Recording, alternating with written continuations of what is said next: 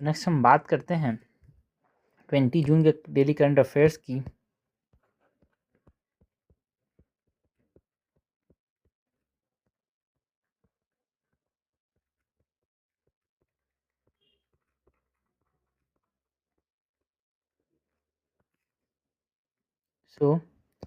सबसे जो पहले टॉपिक देखने वाले हैं, हम बात करते हैं about financial action task force की। बिकॉज जो विवेक अग्रवाल थे, जो कि इंडियाज़ के कल्चरल सेक्रेटरी थे, उनको अपॉइंट किया गया as the vice president of the financial action task force 2026-27 term के लिए, इसीलिए न्यूज़ में था। तो फाइनेंशियल एक्शन टास्क फोर्स की बात करें,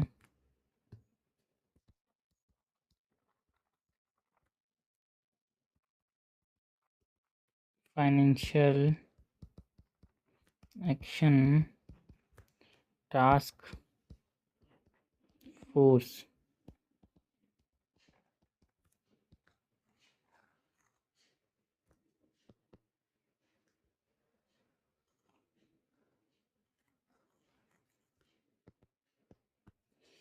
सबसे पहले तो जो एस्टेब्लिशमेंट है फाइनेंशियल एक्शन टास्क फोर्स होता क्या है, उसके बारे में बात करें।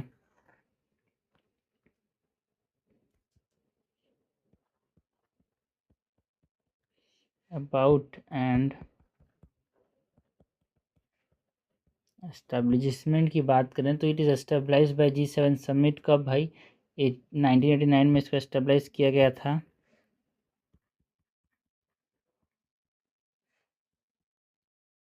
एस्टेब्लाइज्ड in 1989 by G7 summit.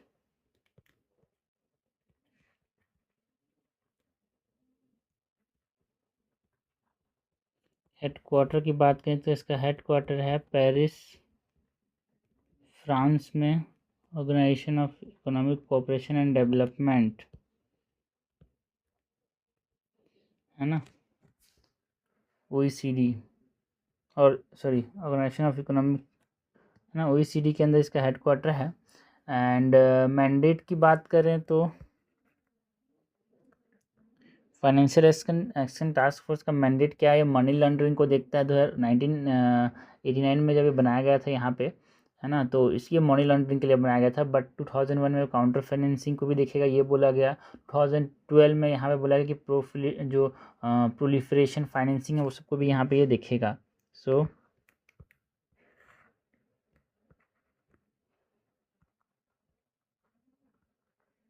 Mandate evolution की बात करें तो 1989 के अंदर मनी लॉन्ड्रिंग को देखने के लिए फाइनेंशियल एक्शन टास्क फोर्स बनाया गया था। 2001 के अंदर काउंटर टेररिस्ट फाइनेंसिंग के लिए इसको बनाया गया था। 2012 के अंदर प्रोलिफरेशन फाइनेंसिंग के लिए, मतलब ये सब ऐड हुआ कि क्या क्या ये दिखेगा।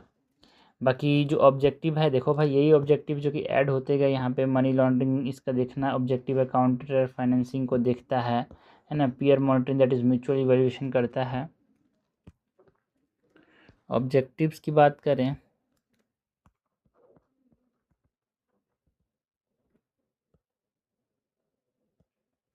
सो एंटी मनी लॉन्ड्रिंग की बात करते हैं, AML,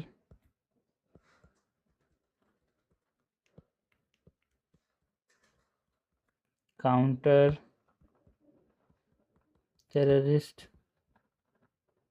फाइनेंसिंग की बात करते हैं, CTF, एंड पीयर मॉनिटरिंग, मतलब म्यूचुअल इवैल्यूएशन करेगा। सी ऑब्जेक्टिव्स की बात की। जो ऑर्गेनाइजेशनल स्ट्रक्चर है यहाँ पे,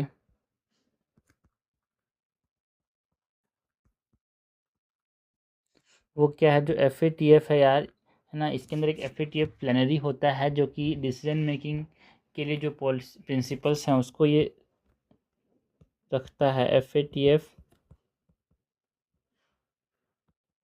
प्लेनरी की बात करें तो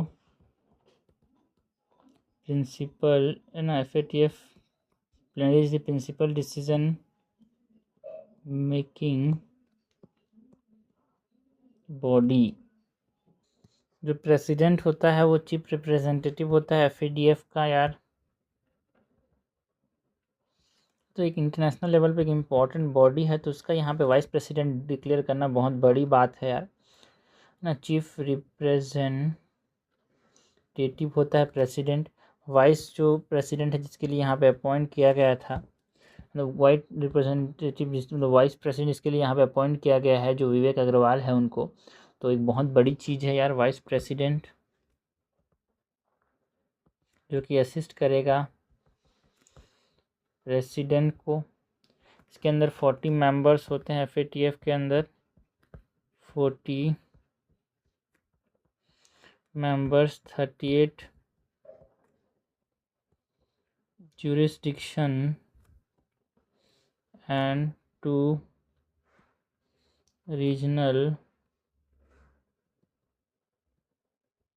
ऑर्गेनाइजेशंस देखने को मिलते हैं, है ना। 40 रिकमेंडेशंस जो कि इम्प्लीमेंटेशन स्टैंडर्ड्स बनाए जाते हैं यहाँ पे। 40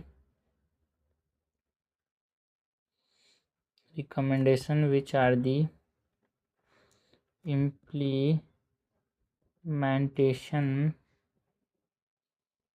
स्टैंडर्ड्स। तो ऑर्गेनाइजेशनल स्ट्रक्चर की बात की। इंडिया का क्या रोल है FATF के अंदर? इंडिया का रोल की बात करें अगर हम, इंडिया रोल तो फुल मेंबर है भाई FATF का since 2010, full member since 2010।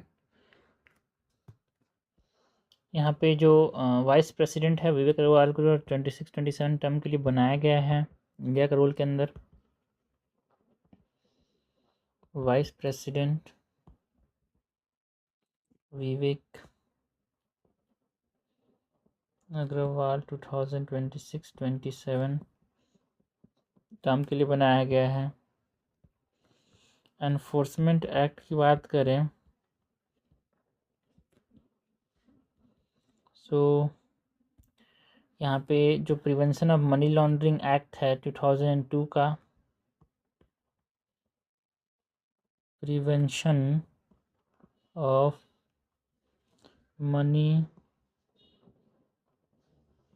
Laundering act PMLA 2002, ये इन्फोर्स करता है अनलॉफुल एक्टिविटीज़। जो प्रिवेंशन एक्ट है यूआपा 1967, ये इसको इन्फोर्स करता है।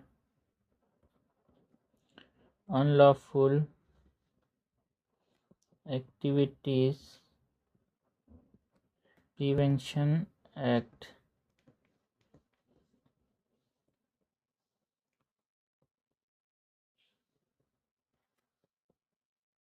नाइनटीन 67 का जो अनलॉफुल एक्टिविटीज़ प्रिवेंशन एक्ट, ये दोनों इसको एनफोर्स करते हैं।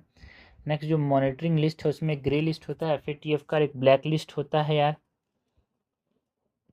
इसके ऊपर भी इसका क्वेश्चन आया था यहाँ पे, CBI के ऊपर जो क्वेश्चन आया था उसमें यहाँ पे FATF के ऊपर भी क्वेश्चन आता है यार इस प्रकार से, जो ग्रे लिस्ट होता है। और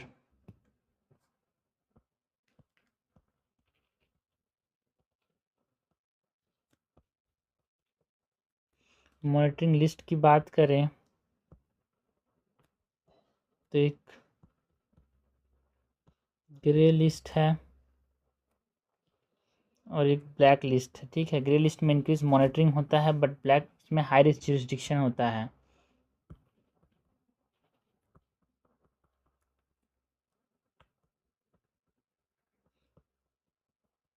high risk jurisdiction grey list में इंक्रीज मॉनिटरिंग। ये जो ग्रे लिस्ट है यहाँ पे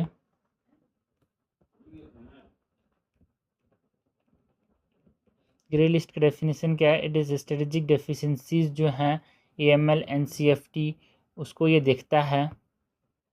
एडवांस मनी लॉन्ड्रिंग के अंदर एंड जो काउंटर टेरर फाइनेंसिंग है उसके ऊपर ये स्ट्रेटेजिक डिफिशिएंसीज को देखता है। Strategic deficiencies in AML NCFT।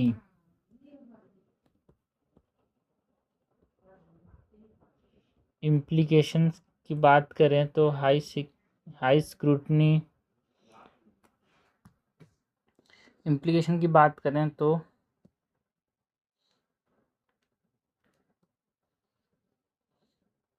High scrutiny, reduced investment and borrowing cost, ये जो ग्रे लिस्ट में होता है उन पे यहाँ पे इन्वेस्टमेंट कम, बोरिंग कॉस्ट यहाँ पे ज़्यादा हो जाता है, हाई स्क्रूटनी होता है इसमें। ग्रे लिस्ट में जो FATF के जो रीजन्स हैं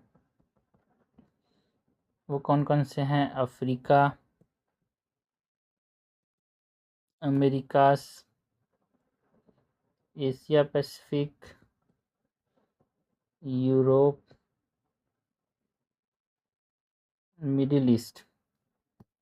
बाकी जो ब्लैक लिस्ट है उसकी बात करें तो ब्लैक लिस्ट में जो सीरियस स्ट्रेटेजिक डेफिशिएंसीज होते हैं वो सब ब्लैक लिस्ट में डाले जाते हैं यार।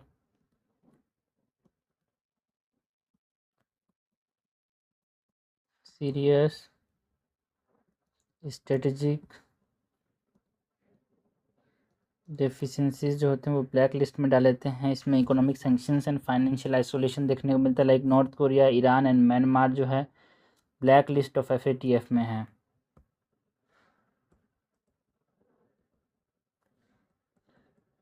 इकोनॉमिक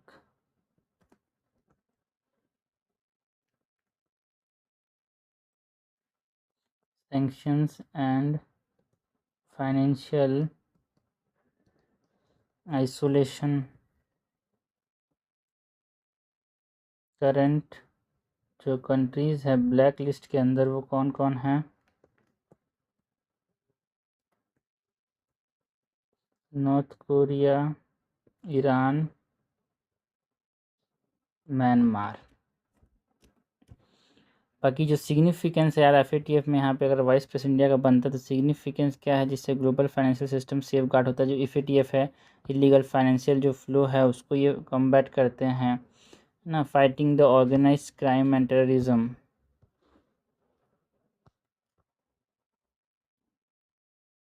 ओके, तो सिग्निफिकेंस ऑफ FATF की बात करें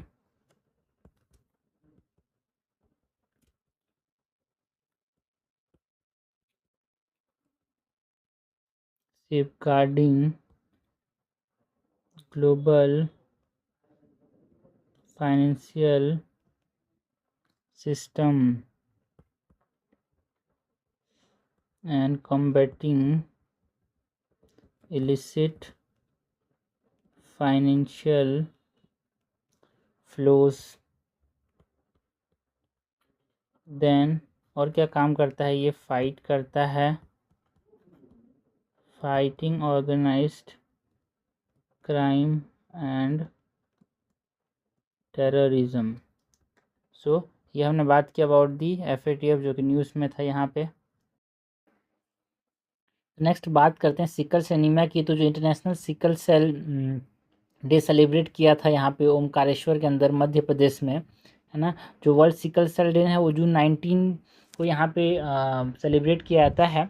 तो जो बोला गया था जो प्रेसिडेंट है कि जो हमारे पास टारगेट है कि सिकल सेल को एलिमिनेट करने 2047 का जो टारगेट है उससे पहले यहाँ पे हम इसको एलिमिनेट करने की कोशिश करेंगे, है ना। उसके लिए हमको एक world largest genetic screening drive develop करना पड़ेगा, सक्सेसफुली ये रन करना पड़ेगा, ये बोला गया। तो इसके बारे में बात करते हैं sickle cell anaemia.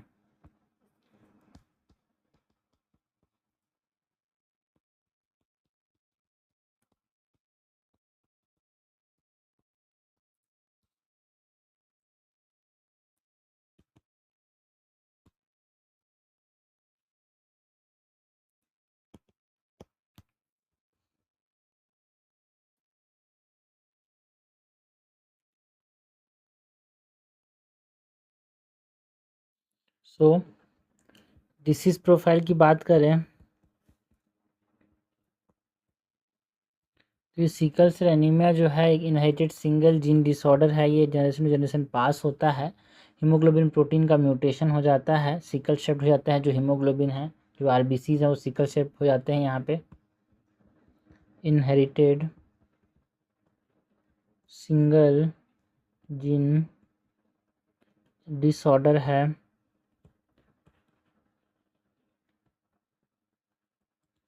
Haemoglobin protein की म्यूटेशन देखने को मिलता है and stiff C shaped cell wrapping देखने को मिलता है। Stiff C shaped cell wrapping. बाकी जो क्लिनिकल कॉम्प्लिकेशंस हमको सिकल सेल में देखने को मिलते हैं वो क्या क्या हैं यार?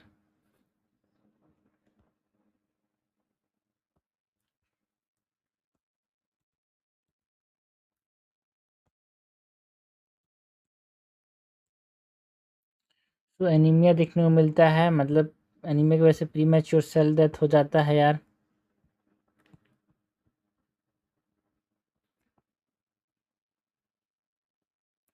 Premature cell death. Vaso occlusion होता है सिकल शेप जो आरबीसी है उसकी वजह से वॉसो ऑक्लूजन, जिसमें ब्लड फ्लो जो है वो ब्लॉक हो जाता है। पेन देखने को मिलता है। Blood flow is blockage, block देखने को मिलता है। दर्द होता है यार, पेन क्राइसिस बिकॉज ऑक्सीजन की कमी होती है, तो है ना। ऑर्गन फेलियर भी हो सकता है ये ऑसो ऑक्लूसिव क्राइसिस के अंदर। अगर ट्रांसमिशन कैटेगरीज की बात करें तो यहाँ पे सिकल सेल एक ट्रेट होता है जो कि कैरियर स्टेट पे होता है, उसको बीमारी नहीं होती बट वो ट्रांसमिट कर सकता है। एक होता है सिकल सेल डिसीज जो कि एक्टिव स्टेट पे होता है, इसको सिकलिन होता है, इसके अंदर वासोक्लूसिव क्राइसिस के चांसेस ज़्यादा होते हैं।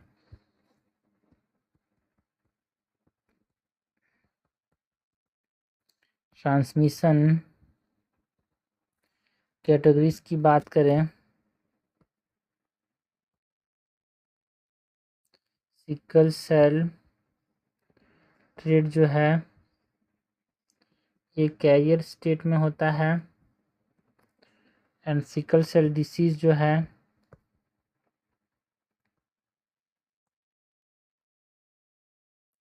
वो एक्टिव स्टेट में होता है। जो इंडिया का जो एलिमिनेशन मिशन है 2047 तक हम यहाँ पे एलिमिनेट करना चाहते हैं, उसके बारे में बात करें अगर, इंडियाज एलिमिनेशन मिशन की जो टारगेट ईयर है वो 2047 है। Target year is 2047। Mass screening drive जो है 7 करोड़ स्क्रीनिंग ड्राइव हमको देखने को मिलेगा यहाँ पे। मास स्क्रीनिंग 7 करोड़ तक का जेनेटिक स्टेटस कार्ड बनाए जाएंगे यहाँ पे। Classified genetic status cards. National council बनाया जाएगा on sickle cell disease. National council on sickle cell disease and जो सिकल सेल डिसीज़ है इसका सपोर्ट कॉर्नर होगा, एक sickle cell disease support corner ये बनाया जाएगा एलिमिनेशन मिशन के अंदर। जो ग्लोबल एक्शन है यहाँ पे सिकल सेल के लिए दुनिया भर में क्या एक्शन लिए गए, तो ग्लोबल एक्शन की बात करें so world sickle cell day जो है वो जून 19 को सेलिब्रेट किया था, रिसेंटली यहाँ पे सेलिब्रेट किया गया था। World sickle cell day celebrated on June 19 and जो WHO पैन प्लस मॉडल है की बात करते हैं, world coalition on sickle cell disease ये भी हमको देखने को मिलता है। World coalition on sickle cell disease and hydroxyurea का ट्रीटमेंट, हाइड्रोक्सी यूरिया से यहाँ पे ट्रीट करेंगे सिकल सेल डिसीज़ को। इसकी बात की जाती है, वर्ल्ड का एक ग्लोबल एक्शन है। बाकी जो एडवांस जीन थेरेपीज़ हैं उससे भी हम सिकल सेल डिसीज़ को ट्रीट कर सकते हैं। लाइक यहाँ पे जो जेनेटिक थेरेपीज़ हैं लाइक क्रिस्पर कैस9, कैसग्रेवी, ये सब की बात करते हैं। एडवांस जीन थेरेपीज़ की बात करें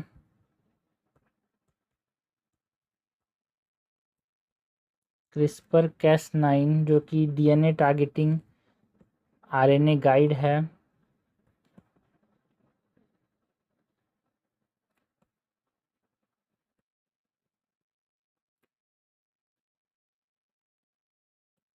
कैस9 न्यूक्लियस का इस्तेमाल किया जाता है। बाकी कैसगेवी की बात करें तो BCL11A जीन मॉडिफिकेशन से कर सकते हैं इसको। लिफजीनिया जो कि लेंटी वायरस डिलीवरी करता है, इससे भी यहाँ पे हम सिकल सेल डिसीज़ को ट्रीट कर सकते हैं। नेक्स्ट जो ट्राइबल एंड इवोल्यूशनरी लिंक है उसकी बात करें तो जो सिकल सेल डिसीज ज़्यादातर ट्राइबल शेड्यूल टाइप ज़्यादा प्रिवलेंस देखने को मिलता है, बिकॉज जो इन ब्रीडिंग है उसके रिसेसिव ट्रेट है उसकी वजह से ये और भी ज़्यादा यहाँ पे बढ़ के आता है। सो ट्राइबल एंड इवोल्यूशनरी लिंक्स की बात करें तो शेड्यूल टाइप ज़्यादा प्रिवलेंस है इसका यार। शेड्यूल ट्राइब्स प्रिवेलेंस की बात करते हैं। ऑल्सो मलेरिया, देखो जिनको सिकल सेल होता है ना उनको मलेरिया नहीं होता। सो मलेरियल सर्वाइवल अडेप्टेशन जो है उसके तौर पे यहाँ पे ये सिकल सेल जो था वो जैसे डेवलप हुआ है, बिकॉज उस एरिया में यहाँ पे मलेरिया बहुत ज़्यादा होता है और सिकल सेल आरबीसी से मलेरिया नहीं हो पाता, तो इसीलिए ये हुआ था। तो ये हमने बात की about the sickle cell anaemia की, जो चीज़ें आपको पता होनी चाहिए, न्यूज़ में था यार ये। नेक्स्ट हम बात करते हैं जो अरुणाचल प्रदेश में जो एक सैटेलाइट स्टडी ने बताया कि जो तवांग डिस्ट्रिक्ट है वहाँ पे जो ग्लेशियर लेक के जो फ्लड्स हैं है ना, उसके चांसेस बहुत ज़्यादा हैं। तो इसके बारे में हम बताते हैं यार, ये जो है डिज़ास्टर मैनेजमेंट हमसे पूछा जा सकता है। ग्लेशियर लेक जो आउटबर्स्ट फ्लड होते हैं उसके बारे में बात करेंगे। So glacial flood threat in Arunachal प्रदेश।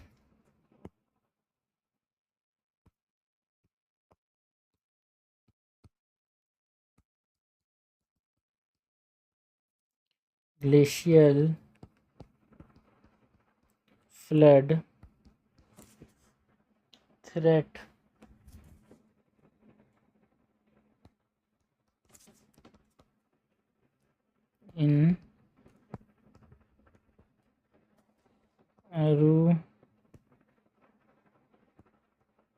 इन अरुणाचल प्रदेश।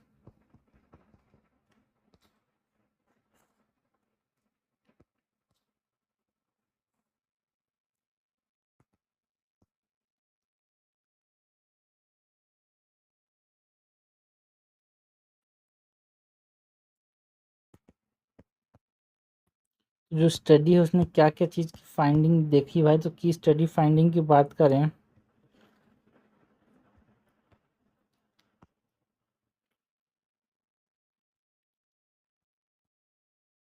कि स्टडी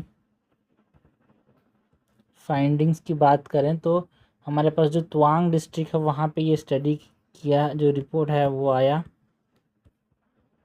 जो लोकेशन है इट इज़ जो मांगो चू बेसिन है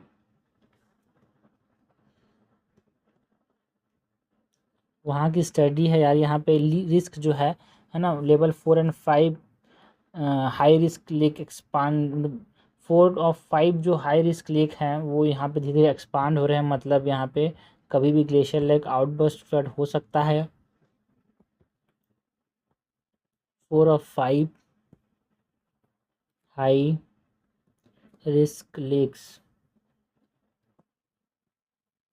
एक्सपांडेड। जो सैमहो लेक है, जो फास्टेस्ट ग्रोथ जिसका देखने को मिला यार, सैन हापो लेक, सैनहेपो लेक, ये सब लेक को देख कहाँ पे है, मैच द कॉलम, बहुत बार यूपीएससी से क्वेश्चन पूछ रही है यार। फास्टेस्ट ग्रोथ है सैनहेपो लेक का, वो हमको देखने को मिला।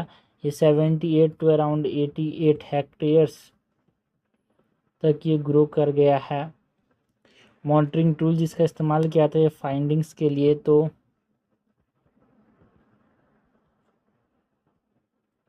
मॉनिटरिंग टूल्स कौन कौन से हैं यार, जो ICEYE, प्लैनेटस्कोप,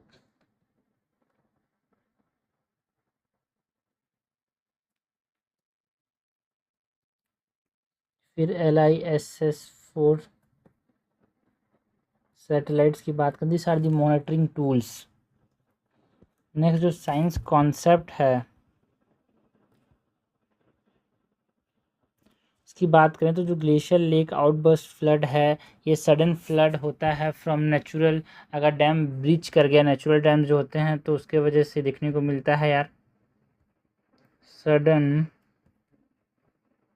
flood from natural dam breach. Moraines जो डैम होते हैं, जो कि moraines are the depositional landforms of the glacier, तो ये अनस्टेबल वॉल होता है इनका, है ना, जो कि लूज रॉक एंड आइस से बना होता है। Unstable wall of loose rock and ice. जो ट्रिगर फैक्टर्स हैं जो कि ग्लेशियर लेक आउटबर्स्ट फ्लड कर सकते हैं, this can be landslides, avalanches, cloud burst. Disaster example की बात करें तो साउथ लोहांग लेक जो कि ब्रीच हुआ था सिक्किम में, तो वो एक इम्पॉर्टेंट यहाँ पे ग्लेशियर लेक आउटबर्स्ट फ्लड का एग्जाम्पल है। तो ये देखो भाई, डिजास्टर मैनेजमेंट के अंदर सब क्वेश्चन आ सकते हैं, ये न्यूज़ में था। सो साउथ लोनक लेक ब्रिज इन सिक्किम। बाकी क्या करना चाहिए भाई ग्लेशियर लेक आउटबर्स्ट फ्लड से बचने के लिए, जो मिटिगेशन एंड जो पॉलिसी ज़रूरत है वो क्या क्या है। सो नेशनल जो glacier lake outburst flood risk mitigation programme चलाने की ज़रूरत है, लाइक NDMA के अंदर जो है ये national glacier lake outburst flood risk mitigation programme NDMA की स्ट्रेटजीज़ की बात करें तो ये अर्ली वार्निंग नेटवर्क बनाना पड़ेगा, early warning network, automated weather station बनाने की ज़रूरत है, ऑटोमेटेड वेदर स्टेशन बनाने की ज़रूरत है, लीक लोअरिंग करने की ज़रूरत है, मतलब जो वाटर पंपिंग है उसकी लीक लोअरिंग करने की ज़रूरत है, मीन्स वाटर पंपिंग करने की ज़रूरत है। सारी मिटिगेशन स्ट्रेटजीज एंड पॉलिसीज़ के अंदर यहाँ पे सैटेलाइट ट्रैकिंग जो है ना, CWC मॉनिटरिंग करना होगा यार। CWC मतलब सेंट्रल वाटर कमीशन का मॉनिटरिंग की ज़रूरत है, जो कि यहाँ पे अराउंड 900+ लेक्स को मॉनिटर करता है। तो ये सब यहाँ पे पॉलिसीज़ जो हमको देखने को मिले उसकी बात कर सकते हैं। ये सब बताना पड़ेगा आपको, मेंस में लिखना पड़ेगा और इसके आपको पहले पढ़ना पड़ेगा, ठीक है। सो CWC मॉनिटरिंग, बिकॉज जो पर्चा में है, मतलब जो न्यूज़ में है या फिर जो चर्चा में है, जो कि न्यूज़ में है वही पर्चा में है, मतलब क्वेश्चन पेपर यही आता है भाई यहाँ पे। इसीलिए आप न्यूज़ पे सबसे ध्यान देना, है ना। आपको बनना क्या है भाई, डॉक्टर बनना है तो आपको क्या पता होना चाहिए, बायोलॉजी के बारे में। IAS बनना है तो न्यूज़ के बारे में पता होना चाहिए। तो यही चीज़ें हैं भाई, जो चीज़ आपको करना है वही तो आपको सीखना होगा ना। तो मेन चैलेंजेस जो हैं यहाँ पे, जो इंजीनियरिंग सॉल्यूशन है रिमोट एरियाज़ में, वो एक मेन चैलेंजेस है यार यहाँ पे, इसको ठीक करना बहुत ज़रूरी है। Engineering solutions in remote areas. जी हमने बात की about the glacial flood threat in Arunachal Pradesh and glacial lake outburst flood की जो फाइंडिंग था रिपोर्ट का, उसकी क्या होता है ये science concept and mitigation and policies की बात की यार। नेक्स्ट GS4 का एक टॉपिक यहाँ पे न्यूज़ में था यार, जो new as professional content creators का जो राइज़ है, इन्फ्लुएंसर्स डिजिटल एंटरप्रेन्योरशिप का जो राइज़ है, उसके ऊपर एक आर्टिकल था।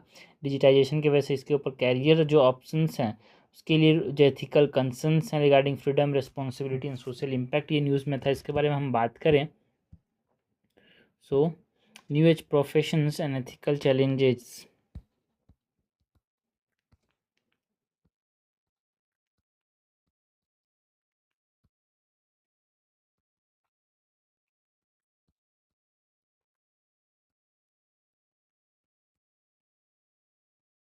New age professions and ethical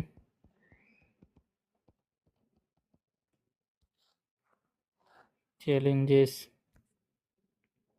सो जो न्यू एज प्रोफेशन है उसके बारे में हम समझे हैं अबाउट द न्यू एज के अबाउट न्यू एज प्रोफेशंस। तो जो एमर्जिंग टेक ड्रिवन करियर्स हैं वो जो है न्यू एज प्रोफेशन के अंदर यहाँ पे आते हैं यार। एमर्जिंग टेक ड्रिवन कैरियर्स, जिसके एग्जांपल्स की बात करें सो जो कंटेंट क्रिएटर्स एंड इन्फ्लुएंसर्स हो गए,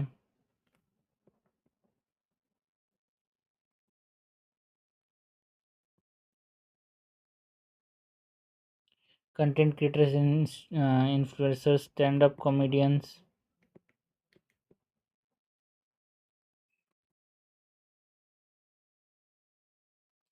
digital entrepreneurship,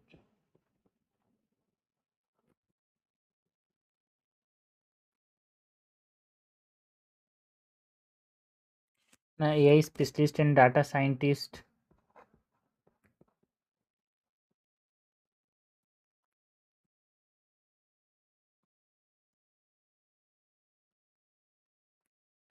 digital marketing professionals,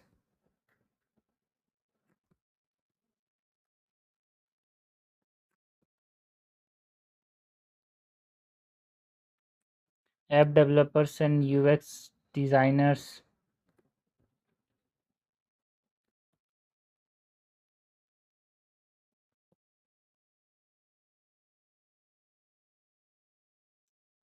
है ना, gaming professionals and streamers,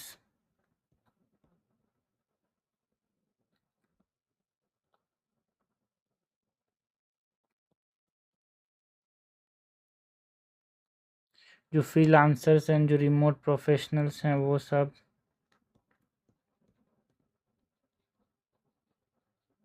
freelancers and remote professionals, ये सब न्यू एज प्रोफेशन के अंदर आते हैं यार। ये सब एमर्ज क्यों हो रहा है, what is the reason for the emergence of this new age professions.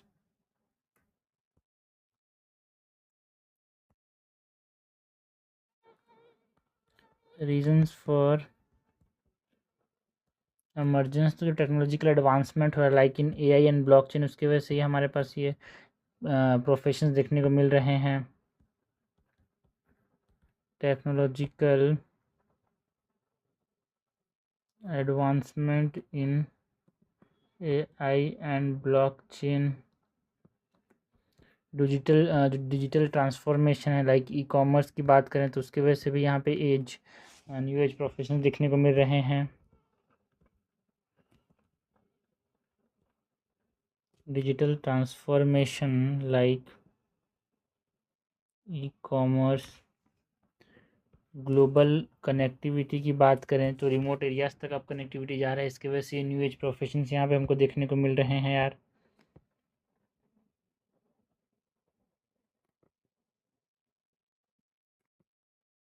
Also due to remote work, जो कंज्यूमर बिहेवियर है वो बदल रहा है, चेंजिंग कंज्यूमर बिहेवियर, उसकी वजह से न्यू एज प्रोफेशन देखने को मिल रहा है। ऑल्सो जो सस्टेनेबिलिटी नीड्स है, मतलब ग्रीन जॉब्स जो है, उसकी वजह से यहाँ पे ये सब जो है नए नए जॉब्स हमको देखने को मिल रहे हैं। So these are the reasons for the emergence। बाकी जो पॉजिटिव डायमेंशंस हैं इन जॉब्स की, उसकी बात करें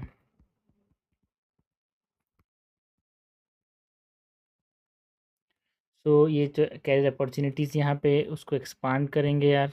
सो expansion of career opportunities, promotion करेगा एंटरप्रेन्योरशिप का, ये प्रमोशन ऑफ एंटरप्रेन्योरशिप, जो फ्रीडम ऑफ एक्सप्रेशन है उसको स्ट्रेंथन करेगा।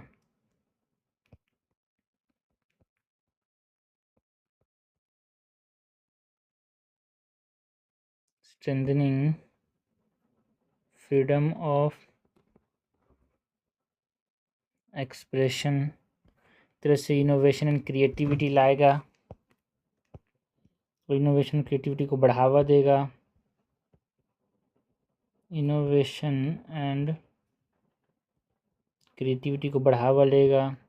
इंक्लूसिव पार्टिसिपेशन हमको यहाँ पे देखने को मिलेगा due to this new age professions और न्यू एज जॉब्स बोल सकते हैं यार। इकोनॉमिक ग्रोथ लाएगा, ये एथिक्स के अंदर क्वेश्चन आ सकता है और इकोनॉमी के अंदर भी यहाँ पे क्वेश्चन आ सकता है due to employment ethical challenges. तो पॉजिटिव डायमेंशंस की बात की, बाकी जो एथिकल चैलेंजेस हमको देखने को मिलेंगे because of this new age professions, ये मेन है यहाँ पे। इसके ऊपर आपको क्वेश्चंस देखने को मिल सकते हैं, like freedom versus responsibility conflict देखने को मिलेगा। इंसान कुछ भी बोल देगा यार, तो फ्रीडम वर्सेस रिस्पॉन्सिबिलिटी कॉन्फ्लिक्ट हमको यहाँ पे देखने को मिल सकता है।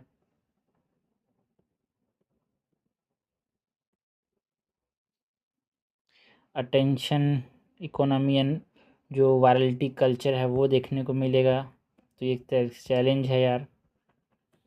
Tension economy versus virality culture, privacy and data concerns देखने को मिल सकता है, तो इसका एथिकल चैलेंजेस है यार।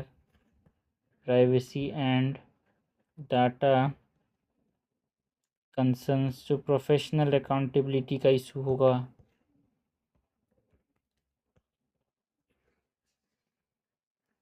Professional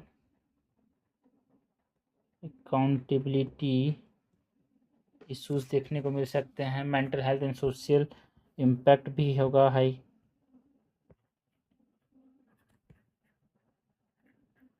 mental health and social impact, digital divide and exclusion देखने को मिल सकता है।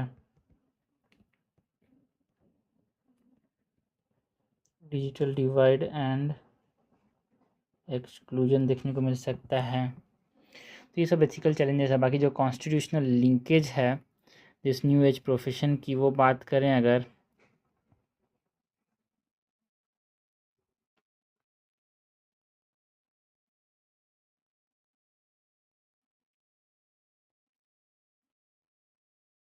तो article 15 clause 19 clause 1 sub clause है जो है फ्रीडम ऑफ स्पीच प्रोवाइड करता है यार।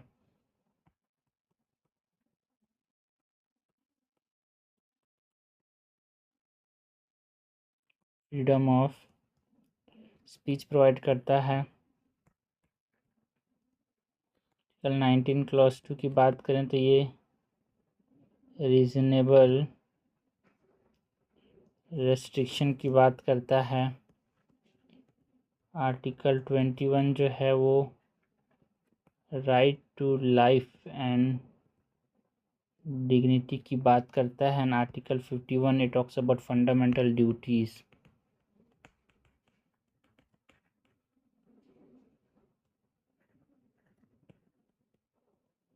So these are the constitutional linkage of this new age professions or new age jobs. Next यहाँ पे जो एथिकल प्रिंसिपल्स इन्वॉल्व हैं उसकी बात करें,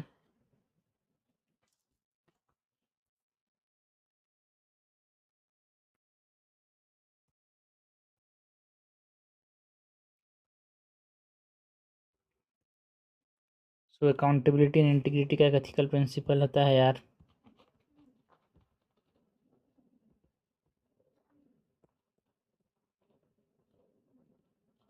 transparency and empathy,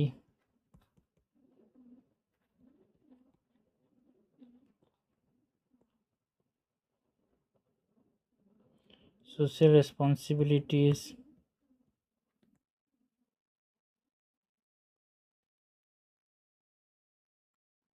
privacy protection,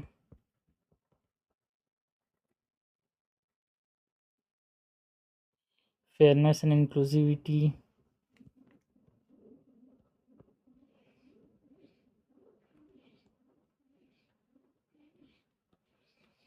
professional competence,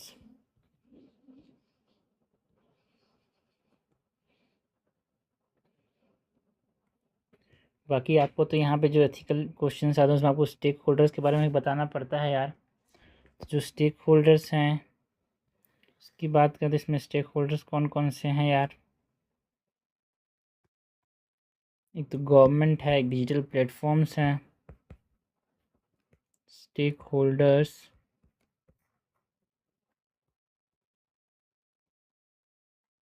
government जो कि यहाँ पे रेगुलेशन करने की ज़रूरत है उसको, तो डिजिटल प्लेटफॉर्म्स हैं उनको यहाँ पे मॉडरेशन करने की ज़रूरत है। जो एजुकेशनल इंस्टीट्यूशंस हैं उनको लिटरेट होने की ज़रूरत है, लिटरेसी की ज़रूरत है। जो प्रोफेशनल्स एंड क्रिएटर्स हैं उनको रीजनेबिलिटी की ज़रूरत है। तो ये सब these are the ethical stakeholders, उनको क्या करने की ज़रूरत है ये हमने देखा यार। Next, what is the way forward, करना क्या चाहिए अपने को। So next, what is the way forward यार। तो एक डिजिटल एथिकल डिजिटल इकोसिस्टम बनाने की ज़रूरत है। एथिकल डिजिटल इकोसिस्टम बनाने की ज़रूरत है। सेल्फ रेगुलेशन की ज़रूरत है यार, कोड्स ऑफ कंडक्ट बनाने की ज़रूरत है सेल्फ रेगुलेशन के लिए।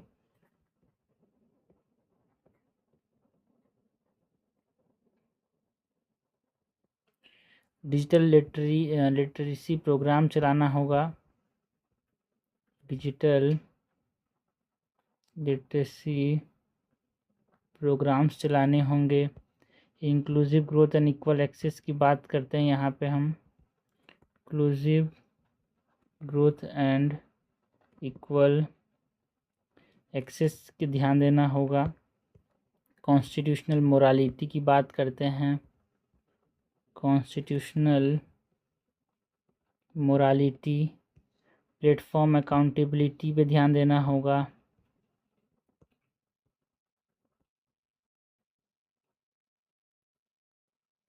स्किल डेवलपमेंट एंड एडेप्टेबिलिटी, ये अपने को करना होगा यार।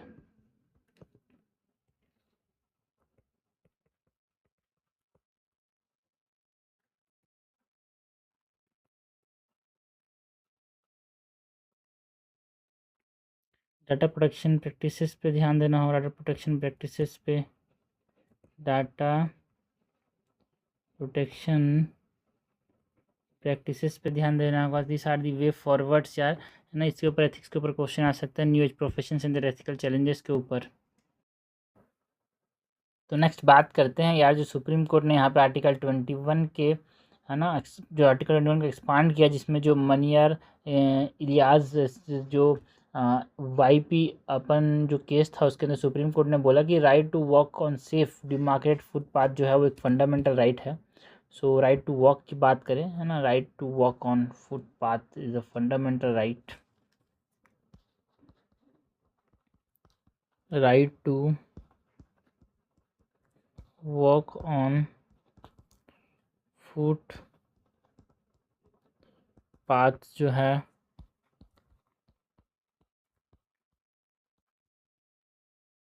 एक फंडामेंटल राइट है।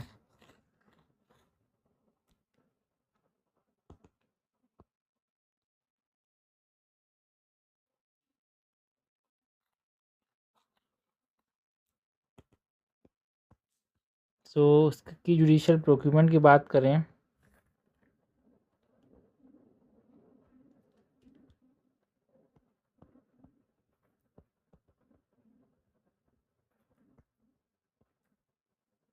है ना, की जुडिशियल प्रोनाउंसमेंट जो है की बात करें तो प्रायोरिटी मोटर व्हीकल के ऊपर प्रायोरिटी दिया जाएगा। यहाँ पे वॉकिंग ऑन द फुटपाथ जो है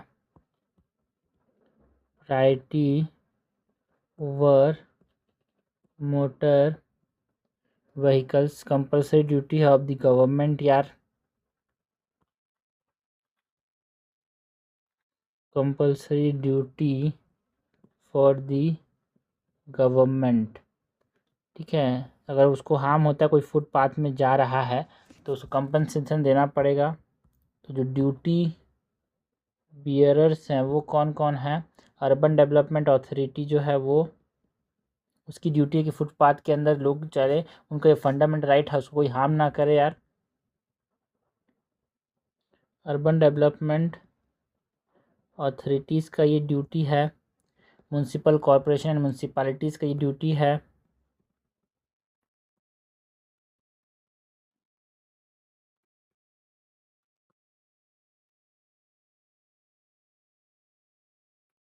एंड ग्राम पंचायत का ये ड्यूटी है।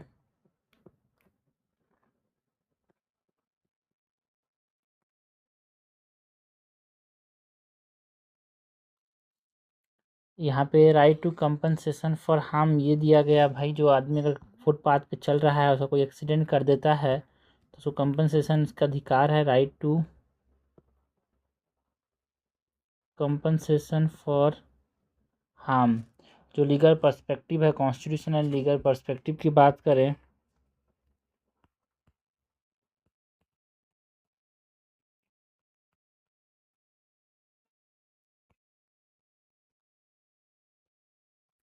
तो आर्टिकल 21 जो है right to life and personal liberty की बात करता है।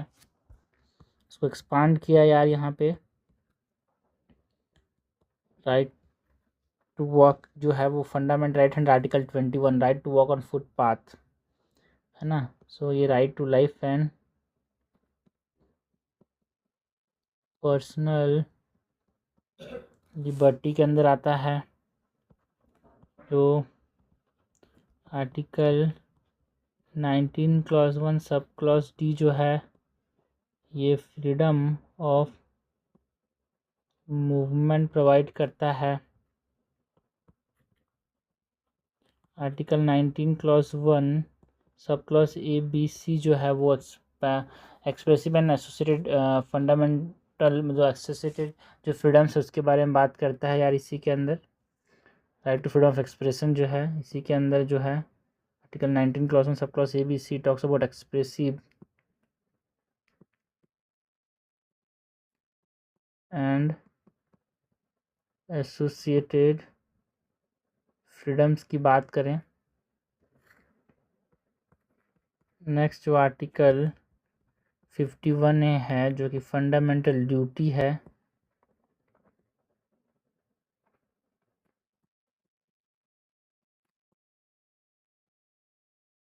रिजेक्टिंग एलिटिसिज्म ऑफ व्हील्स, ये यहाँ पे फंडामेंटल राइट ड्यूटी के अंदर भी आता है यार। ये कि लोग जो हैं वो चलेंगे फुटपाथ पे। ऑल्सो जो फ्लॉज हैं मोटर व्हीकल एक्ट ऑफ 1988 जो कि व्हीकल सेंट्रिक इम्पीडमेंट्स है उसको यहाँ पे बताया गया, फ्लॉज हैं कि उनको ठीक करना पड़ेगा यार। मोटर व्हीकल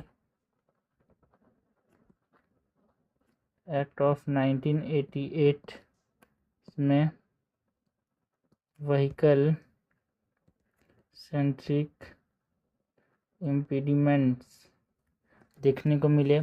बाकी जो सुप्रीम कोर्ट का डायरेक्टिव है, इसने बोला कि देखो आपको मिनिस्ट्रीज़ के द्वारा एक्शन लेना पड़ेगा, कोई स्टेटरी फ्रेमवर्क लाना पड़ेगा, ठीक है, एक क्लियर लॉज बनाना पड़ेगा, ये बोला गया लॉ कमीशन को, new independent watchdog body बनाना पड़ेगा, ऐसे सुप्रीम कोर्ट ने बोला कि देखो आप इसको इग्नोर नहीं मार सकते यार।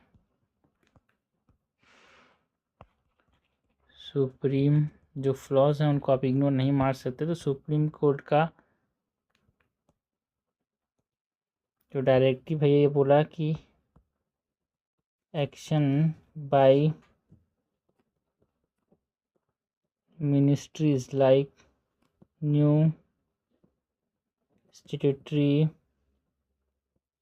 फ्रेमवर्क बनाए वो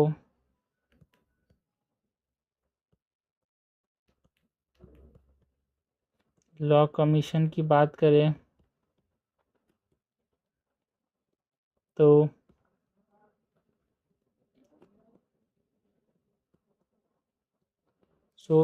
क्लियर लॉज बनाने पड़ेंगे। नेक्स्ट एक new independent watchdog body बनाना, इस चीज़ से रिलेटेड यार ये बोला गया सुप्रीम कोर्ट ने, new independent watchdog body. Significance क्या है यार ये जजमेंट का सिग्निफिकेंस की बात करें, सिग्निफिकेंस ऑफ द जजमेंट की,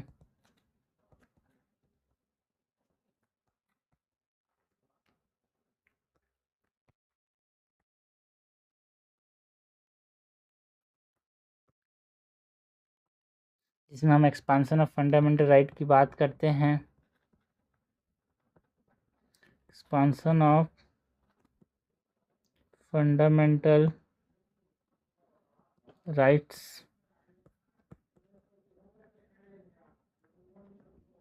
स्ट्रेंथन करना है, जो सेफ पेडेस्ट्रियन मूवमेंट्स हैं उसको, यहाँ पे जो जजमेंट है उसने जो फंडामेंटल राइट एक्सपांड किया आर्टिकल 21 के अंदर, यहाँ पे right to walk on footpath जो है उसको फंडामेंटल राइट बोला, इसने जो सेफ पेडेस्ट्रियन मूवमेंट है उसको स्ट्रेंथन किया यार, जो चल रहे हैं पैर से वो उस मूवमेंट को यहाँ पे ये स्ट्रेंथन किया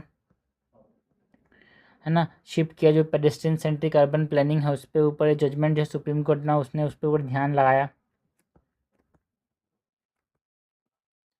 shift to pedestrian centric urban planning. इसके साथ साथ इसने प्रमोट किया जो रोड सेफ्टी एंड फैटिलिटीज़ को रिड्यूस करने की बात की यार, promotes road safety and reduces fatalities, sustainable urban mobility को ये जजमेंट जो है वो फैसिलिटेट करेगा, सपोर्ट करेगा, सपोर्ट सस्टेनेबल अर्बन मोबिलिटी। बाकी जो चैलेंजेस हैं जजमेंट ठीक है दे दिया, बाकी जो चैलेंजेस को हमको टैकल करने की ज़रूरत है, चैलेंजेस टू बी टैकल, उसकी अगर हम बात करें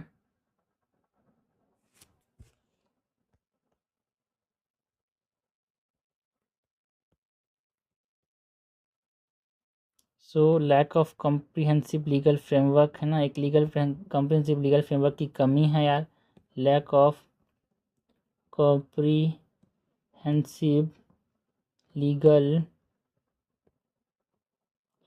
फ्रेमवर्क है ना, हमारे पास जो पुअर अर्बन इंफ्रास्ट्रक्चर है वो एनक्रोच कर लिया गया, तो यहाँ पे इस चीज़ को यहाँ पे इस चीज़ को टैकल करना पड़ेगा, जो encroached and poor urban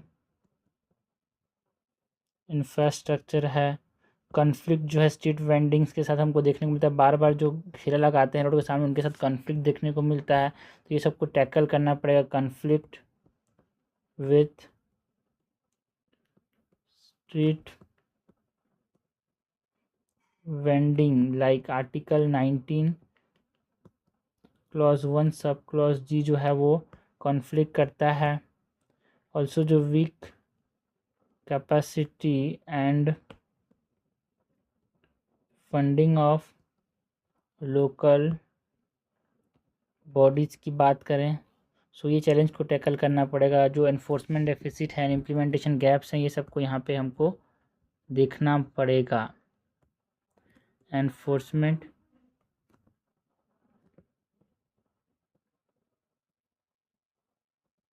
enforcement deficit and implementation gaps. So ये हमने बात की about the right to walk on footpath as a fundamental right की। नेक्स्ट हम बात करते हैं जो टॉपिक्स हैं प्रीलिम्स रिलेटेड उसकी।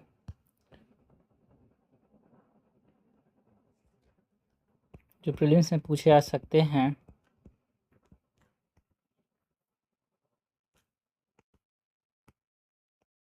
सबसे पहले तो जो फास्ट एक्सरे ट्रांसिस्ट ये न्यूज़ में था, है ना, जो एस्ट्रोनॉमर्स थे उन्होंने ट्रेस किया फास्ट एक्सरे ट्रांजिट को एक पावरफुल एक्सप्लोसिव्स के लाइक तौर पे, है ना, जो कि एक तरह से कोलैप्स कर सकता है मैसिव स्टार को और दो न्यूट्रॉन स्टार को मर्ज कर सकता है। तो ये है क्या, ये जो फास्ट एक्सरे ट्रांजिट है ये है क्या?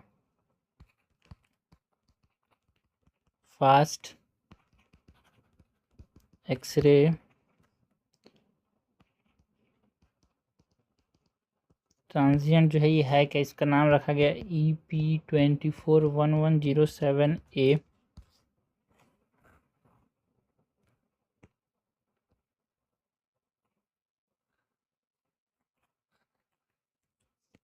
सो डिटेक्शन जो है वो एप्स्टीन प्रोब सैटेलाइट से किया गया इसका।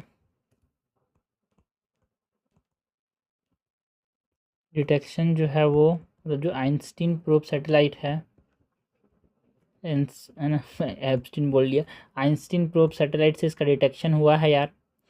कैरेक्टरिस्टिक की बात करें तो देखो भाई ये रेयर एक पावरफुल एक्सरे बर्स्ट है जो कि स्टार को कोलैप्स कर सकता है, न्यूट्रॉन स्टार को मर्ज कर सकता है। उसको मतलब उस ओरिजिन्स में उसका ओरिजिन की बात करें तो स्टार के कोलैप्स करने से न्यूट्रॉन स्टार जब मर्ज करते हैं तो ये एक्सरे बर्स्ट हमको देखने को मिलता है।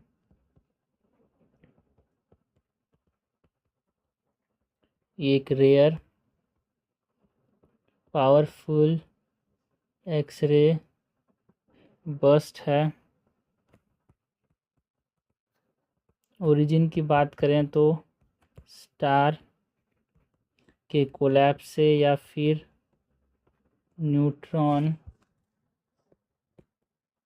स्टार के मर्जर से। इंडियन फैसिलिटीज़ की बात करें तो IOA, चंद्रा, ग्रोथ, युग्मट, ये सब ने यहाँ पे ये सब ने भी इम्पोर्टेंट हेल्प किया ऑब्जर्वेशन में। सो इंडियन फैसिलिटीज़ में IOA is what it is, Indian astronomical observatory, Chandra, growth, युगमार्ट, ये सब। साइंटिफिक वैल्यू की बात करें तो एक तरह से ये एविडेंस है कि ऑर्फन जो है गामा रे आउटबर्स्ट जो होगा वो, है ना, जो गामा रे बर्स्ट होते हैं उनके साथ ये लिंक रहता है। तो इससे हम गामा रे बर्स्ट इसको स्टडी करके गामा रे बर्स्ट को यहाँ पे स्टडी कर सकते हैं।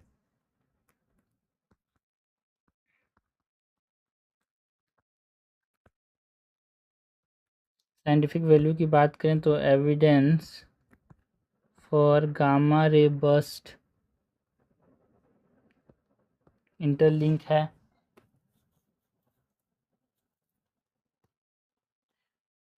तो ये जो फास्ट एक्सरे इंपॉर्टेंट ये है कि देखो भाई ये बहुत ज़्यादा एक्सप्लोसिव प्रोसेस में रिलीज़ होते हैं, ठीक है। तो ये हमने बात की fast transient fast X-ray transient की। नेक्स्ट यहाँ पे जो न्यू इंडिया नेवल प्लेटफॉर्म है ये न्यूज़ में था यार। न्यू इंडिया प्लेटफॉर्म्स लाइक हमारे पास जो INS दूनागिरी है, INS संशोधक है एंड INS अगरे, ये जब थे ये न्यूज़ में थे। यहाँ पे जो प्राइम मिनिस्टर ने यहाँ पे कमीशन किया 3 इंडिजिनस बिल्ड नेवल प्लेटफॉर्म्स की, तो इसके बारे में बात करें।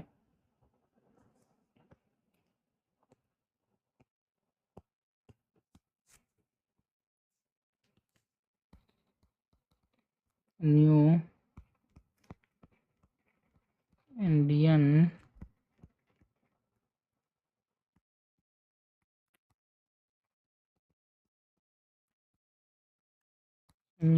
नेवल प्लेटफॉर्म्स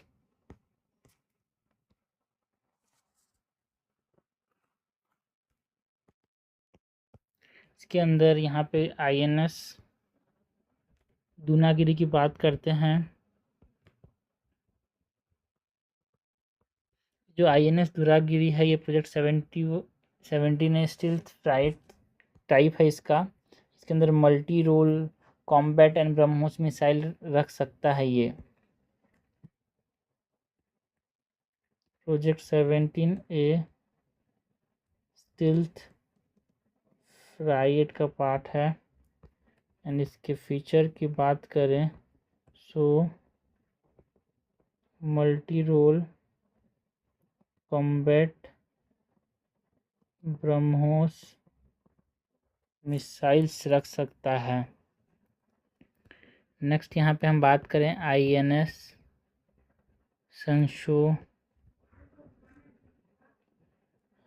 संशोधक की। जो INS संशोधक इसके टाइप की बात करें तो एक सर्वे वेसल है लार्ज टाइप का। फीचर्स की बात करें तो ये हाइड्रोग्राफिक सर्वे कर सकता है। फीचर्स की बात करें तो ये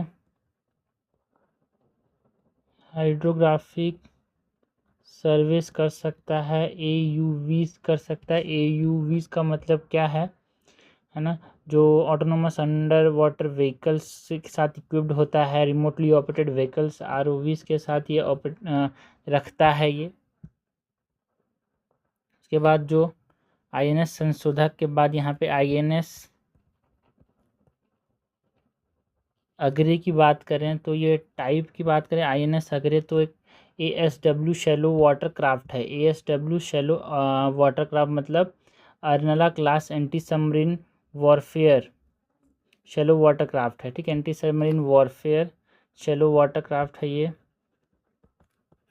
anti submarine vehicle shallow water craft है ये। जो INS एरे है इसके फीचर्स की बात करें तो ये सोनार रखता है यार, टॉर्पीडोस रखता है, रॉकेट लॉन्चर्स हैं इसके अंदर। ये 3 अलग अलग क्लास ऑफ इंडियन नेवी से। दूनागिरी जो है वो फ्राइट है जिसमें मल्टी रोल कॉम्बैट मिसाइल्स हैं, ब्रह्मोस मिसाइल्स हैं। INS संशोधक जो है वो सर्वे वेसल है। INS एग्रे जो है वो एंटी सबमरीन वॉरफेयर है ना, एंटी सबमरीन जो है वॉरफेयर शैलो वाटर क्राफ्ट है। दोनों चीज़ों को यहाँ पे ये बेसिक चीज़ को याद रखना है। इसके ऊपर बहुत क्वेश्चन आते हैं यार, ये जो है ना इसके ऊपर ये बेसिक चीज़ को याद रखना कि ये है क्या ये। ओके, नेक्स्ट जो चीज़ है जिसकी हम बात करेंगे it is about coal to ammonium nitrate project की। जो coal to ammonium nitrate project है, इंडिया ने पहली बार कमर्शियल स्केल में coal to ammonium nitrate project को प्राइम मिनिस्टर नरेंद्र मोदी ने यहाँ पे फाउंडेशन ले किया। इंडिया का फर्स्ट कमर्शियल स्केल जो coal to ammonium nitrate project है कहाँ पे, लखनपुर जो कि झारसुगुड़ा डिस्ट्रिक्ट है उड़ीसा में, वहाँ पे।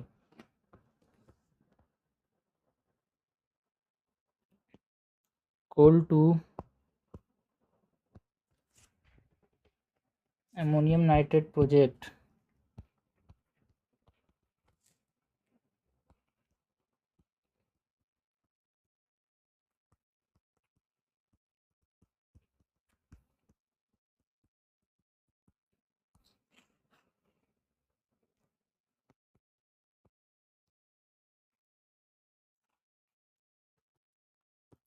ये जो प्रोजेक्ट है इंडिया का first commercial coal gasification project है यार।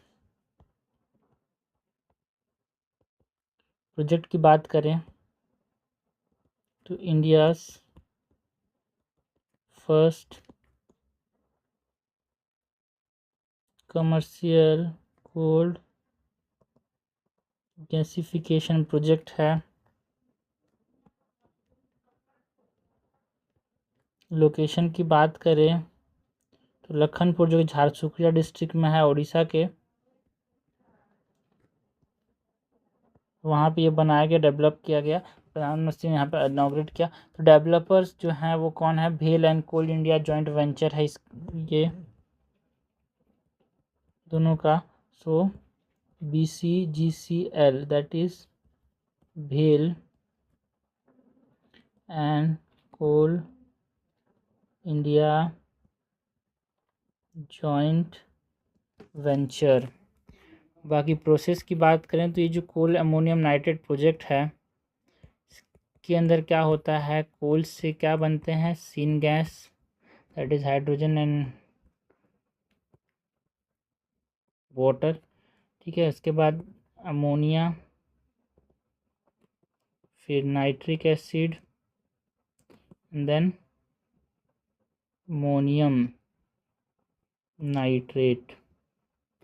तो सीन गैस में क्या होता है, हाइड्रोजन एंड वाटर नहीं होता, हाइड्रोजन एंड कार्बन मोनोऑक्साइड होता है यार सीन गैस में, ठीक है। बाकी ये इंडिया के शेयर्स की बात करें, दुनिया का ये सेकंड लार्जेस्ट, मतलब इंडिया का जो है second largest coal producer and consumer है यार।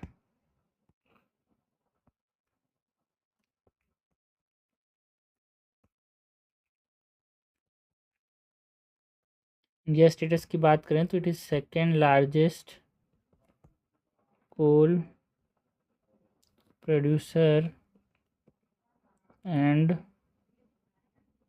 कंज्यूमर। बाकी जो world bank country partnership framework की बात करें, ये भी न्यूज़ में था यार। World bank country partnership project जो है, ये न्यूज़ में क्यों था, बिकॉज जो 1.5 बिलियन डॉलर का यहाँ पे डेवलपमेंट पॉलिसी फाइनेंसिंग किया गया फॉर इंडिया विद, कि जिससे जॉब अपॉर्चुनिटीज़ यहाँ पे आए यूथ के लिए। तो ये जो कंट्री का जो पार्टनरशिप फ्रेमवर्क है ना, मतलब जो कंट्री पार्टनरशिप फ्रेमवर्क है इंडिया का, मतलब जो इंडिया जो है वर्ल्ड बैंक के साथ, उसके बारे में है ये 2031 तक। तो उसके बारे में बात करें कंट्री पार्टनरशिप फ्रेमवर्क की,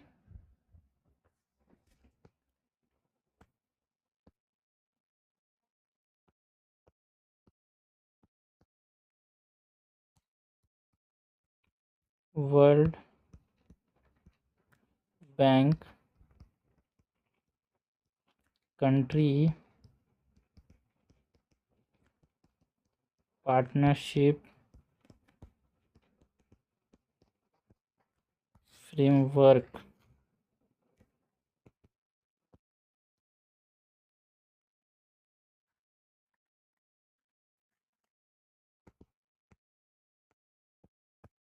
यहाँ पे जो पीरियड है 2025 से 2000 फाइनेंशियल 2025 से 2023-31 तक ये रहेगा यार।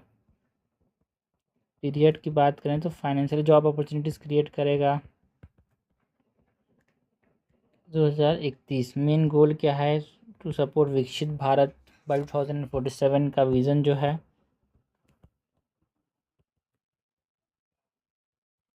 सपोर्ट विकसित भारत 2047 विज़न। फंडिंग कहाँ से मिलेगा, जो फंडिंग दिया जा रहा है डीपीएफ को, इन्वेस्टमेंट प्रोजेक्ट्स को, private sector financing, so DPF investment projects, private sector finance में उनको पैसा दिया जाएगा। बाकी जो डीपीएफ है, डीपीएफ मतलब डेवलपमेंट पॉलिसी फाइनेंसिंग यार, एक तरह से बजटरी सपोर्ट दिया जाएगा for policy and invest institutional reforms. की टारगेट्स की बात करें तो ये जो है, ये लाया गया वर्ल्ड बैंक का कंट्री पार्टनरशिप फ्रेमवर्क। तो ये जो है रूरल प्रॉस्पेरिटी को बढ़ाने के लिए, अर्बन ट्रांसफॉर्मेशन, एनर्जी सिक्योरिटी को देखते हुए ये लाया गया। की टारगेट्स की बात करें तो rural prosperity, urban transformation, energy security के लिए लाया गया। नेक्स्ट यहाँ पे जो प्रधानमंत्री भारत रोजगार योजना है, उसके बारे में बात करें, प्रधानमंत्री विकसित भारत रोजगार योजना, ये यहाँ पे जो अराउंड 2500 करोड़ जो है वो प्रधानमंत्री विकसित भारत रोजगार योजना के अंदर यहाँ पे दिया गया to support first time employ job creation and social security expansion के लिए। तो इसके बारे में बात करें, प्रधानमंत्री जो विकसित भारत रोजगार योजना है, इसके बारे में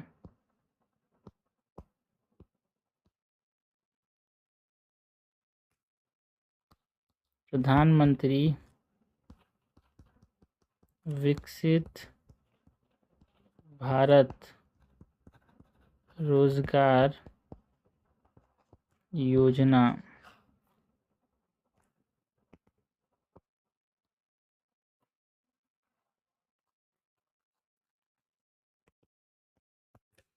इसके अंदर जो नेचर है ये flagship employment link incentive scheme है यार। इसके नेचर की बात करें तो it is a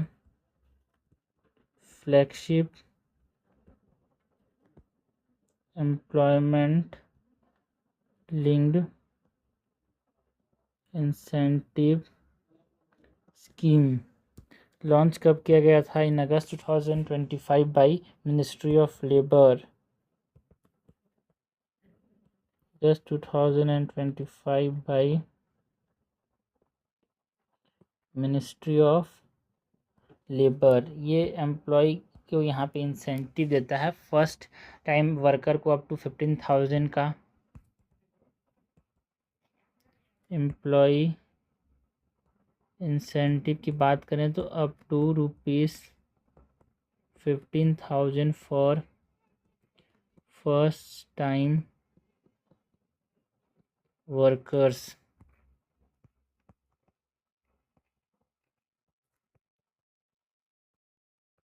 employer support की बात करें तो ₹3,000 मंथली देता है फॉर न्यू एम्प्लॉयज़।